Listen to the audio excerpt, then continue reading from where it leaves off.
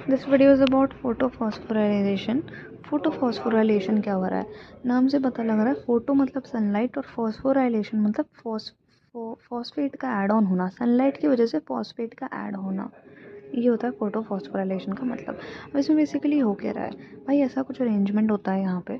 जैसे ये वाले जो है ये ज़ैंथोफिल्स है, मतलब बाहर की तरफ होता है ना ज़ैंथोफिल और कैरोटीन, फिर उसके बाद क्लोरोफिल बी होता है और सबसे अंदर क्लोरोफिल ए होता है। अब जो सबसे बाहर है इनके पास सबसे कम वेवलेंथ की लाइट आएगी, यानी कि इनके पास आएगी ब्लू लाइट वगैरह, ये सब इनके पास आएगी, तो इनके पास एनर्जी बहुत हाई रहेगी। रिलेशन होता है ना, lambda is equal to h c nu is equal to h c lambda. जितनी कम वेवलेंथ उतनी ज़्यादा एनर्जी, तो उतनी ज़्यादा इनकी एनर्जी होगी। तो ये सनलाइट अब आई तो इससे क्या होगा, एनर्जी इनके पास आएगी और एनर्जी ऐसे पास ऑन करते करते सबसे कम वालों के पास आ जाएगी।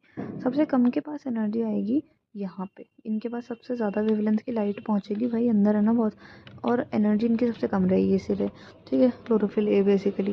अब यहाँ पे क्या हो रहा है, यहाँ पे बेसिकली हो ये रहा है कि यहाँ से ये सारा जो है ये रिएक्शन सेंटर में जाएगा, यानी कि एक मॉलिक्यूल जो क्लोरोफिल ए का है वो रिएक्शन सेंटर बनता है जहाँ पे सारी चीज़ें होती है।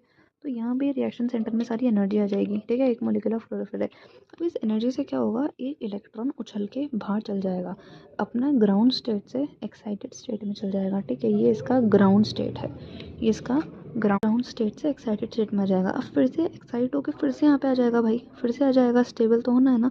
तो जब ये आएगा तो ये कुछ एनर्जी रिलीज़ करेगा।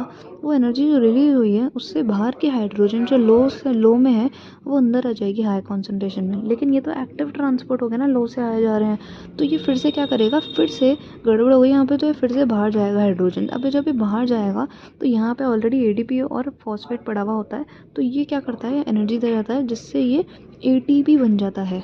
ये सारी चीज़ें यहाँ पे होती है। तो यहाँ पे ये सनलाइट की वजह से क्या हो रहा है, बेसिकली पूरा प्रोसेस हो रहा है, उसकी वजह से पूरी फॉस्फोराइलेशन हो रही है, तो इसलिए फोटो फॉस्फोराइलेशन कहा है।